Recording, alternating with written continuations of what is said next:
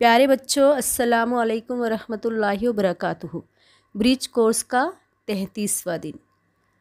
आज हम इशारों तस्वीर के ज़रिए भी अपने जज्बात का इजहार करेंगे। यानी यहाँ पर आपको एक तस्वीर दी हुई है, उस तस्वीर को देखना है, उसका बगौर मुशाहिदा करना है और तस्वीर से मुतालिक आपको बोलना है।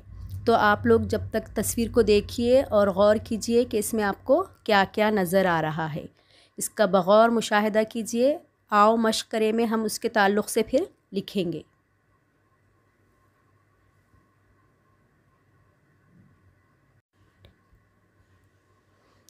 आओ मश्क करें। दर्ज बाला तस्वीर का मुशाहिदा करके तस्वीर से मुताल्लिक़ लिखो। यानी मतलब इससे पहले जो आपको तस्वीर दिखाई गई है वो तस्वीर का आपको मुशाहिदा करना है और उसके ताल्लुक़ से लिखना है।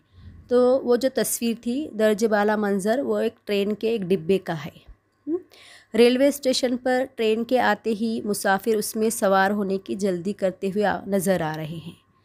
इनमें किसी के हाथ में चारपाई है तो किसी के हाथ में सुराही, घड़ा वग़ैरह है। कोई सर पर सामान लादे हुए है। एक शख्स के हाथ में गन्ने का बड़ा गट्ठर है और जो लाल पटके वाला है उसके बाजू की सीट पर कोई रज़ाई ओढ़े सो रहा है। डिब्बे के बाहर मुसाफिर को अलविदा कहने के लिए उसके कुछ अजीज़ खिड़की में से झांक रहे हैं। इसके अलावा भी अगर आपको तस्वीर में और कुछ नज़र आ रहा है, उसके ताल्लुक़ से आप लिखना चाहते हैं तो ज़रूर लिखें। आओ तख़य्युलाती बने।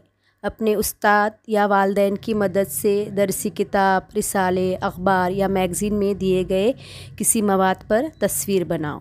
तो आपने क्या करना है कि जो भी मवाद दिया हुआ है उसको पढ़िए। अगर आपको वो पसंद आ रहा है तो उसको 2 से 3 बार पढ़िए और पढ़ने